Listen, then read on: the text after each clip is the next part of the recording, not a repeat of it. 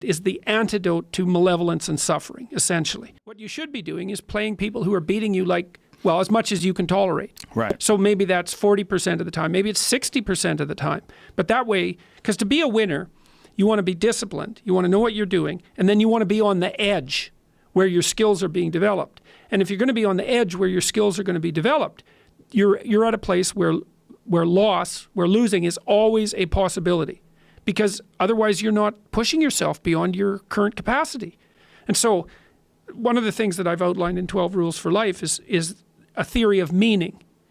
Because meaning, as far as I'm concerned, the sense of meaningful engagement is the antidote to malevolence and suffering, essentially.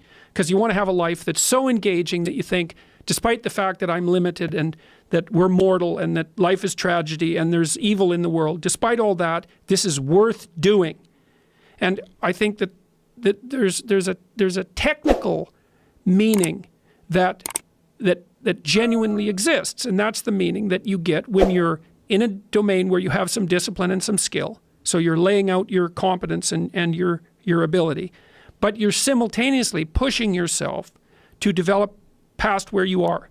That's really engrossing. And what that is doing is expanding your competence. And so life is suffering and betrayal in many senses of the word. But you can adopt a way of traversing through life that is more powerful than the tragedy and the malevolence.